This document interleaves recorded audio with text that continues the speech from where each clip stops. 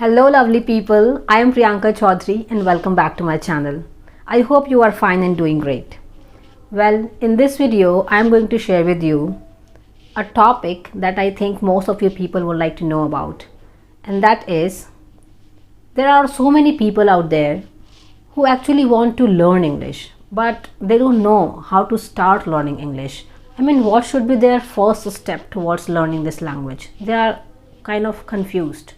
And one of the subscriber of mine has asked this question to me, and I thought to come up with this video. And I believe that this video is going to be helpful for so many people out there who have this question in their mind. Well, what should be the first step of learning this English language? Before answering this question, I would like to ask you one thing, and this is, what is your purpose behind learning English? Do you want to learn English just because you want to be perfect at spoken English? You want to be good at speaking English only? Or learning English is important for you because you want to appear in any competitive exam? You want to write mails really well in English. You want to be good at typing emails. Is this your reason for learning English? Or you want to learn English because you want to read text and you want to have a better comprehension of the text? Is this the reason? Or you want to be good at writing English? What is your purpose behind learning English?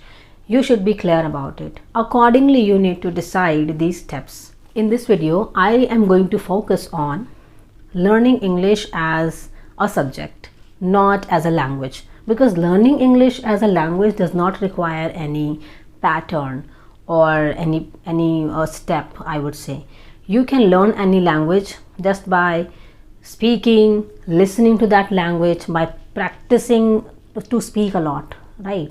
And by observation. So speaking this language and speaking English language does not require any step or any pattern. Okay, so here in this video I am going to talk about learning English as a subject that will help you to understand any written text. This will help you to write some sentences or write a paragraph in English. Okay, so if you people want to know the exact step to learn English language, so here I'm going to share with you what are these steps. So I would say you should begin with learning English vocabulary first. You must have the vocabulary words with you, because if you don't know what are certain situations called in English, if you don't know what is this object called in English, if you don't know what are these objects called in English, then how would you express yourself? Are you getting me? We must know vocabulary related to personality related vocabulary. Then we must know some certain objects. What are these objects called in English? So what I want to say is that we must have some words or the word power with us. Word power, word related to English language. You must know what are different verbs called in English. The verbs that you use in your native language for speaking. What are these verbs called in English? These actions, the activities that you do. What are these actions and activities are called in English? You must know about it first. So the first step is to improve your English vocabulary, to have the knowledge of English words. What are some words called in English? Now the next step is to understand that from which part of speech this word belongs to actually. This is the next step. So it is important to learn the parts of speech. And there are 8 parts of speech, like you should know about noun, pronoun, verb, adjective, interjection, conjunction, preposition. You must know about this, that the words that you have, let's say you have the words like appreciation, or you know the word accept, or you know the word, let's say, suffocation. So these words, from which part of speech these words belong to, you must know about it. All right, suppose you know the words like he, she, it, or good, better. You have these sort of words with you, but you don't know what are these parts of speech.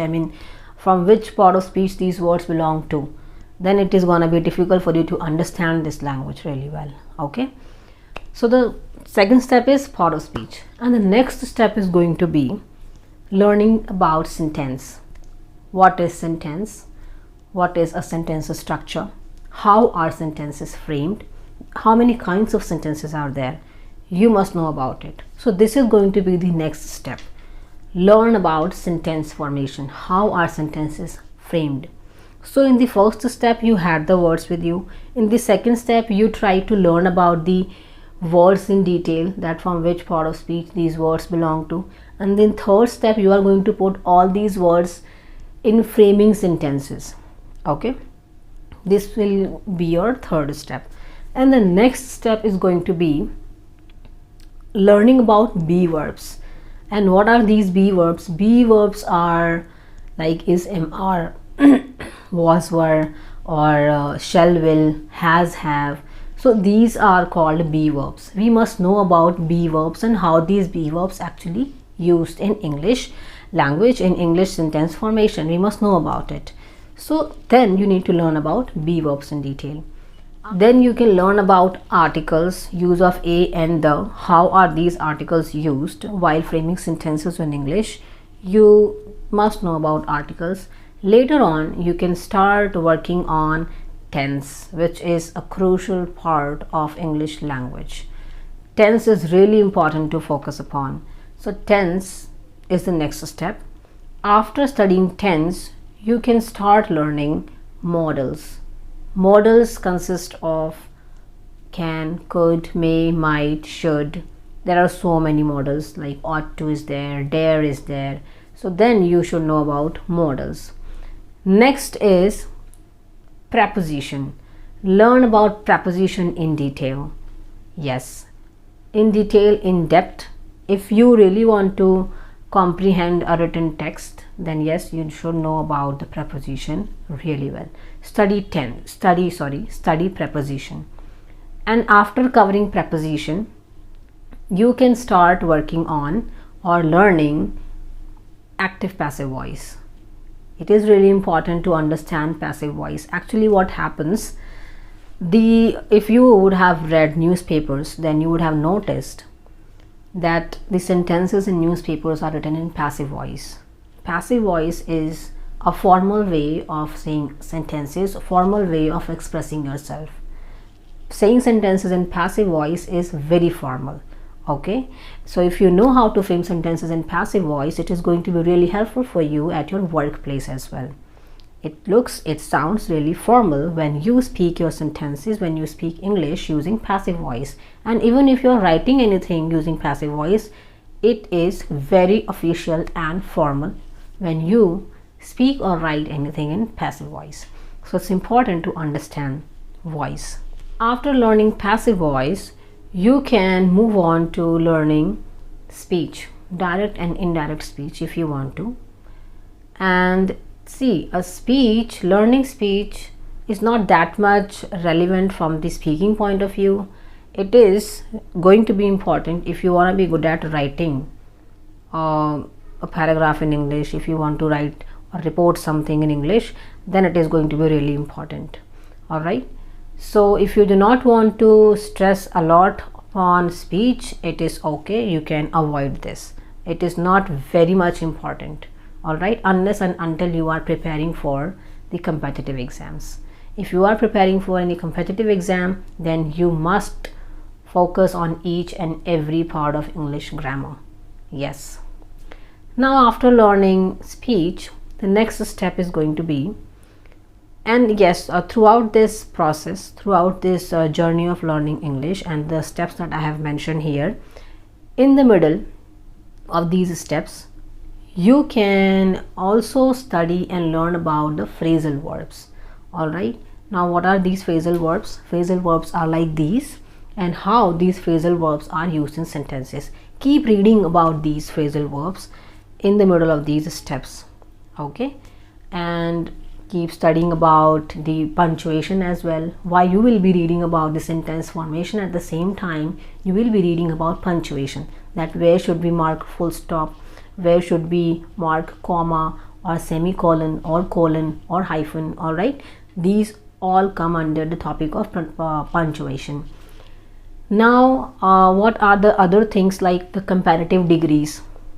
Okay, so when you will be reading about adjectives, so there in this topic you will also read about degree of comparisons, that is positive degree and comparative degree and superlative form of degree. For example, these are the degree of comparisons. So while reading adjectives, you will be reading about degree of comparisons as well.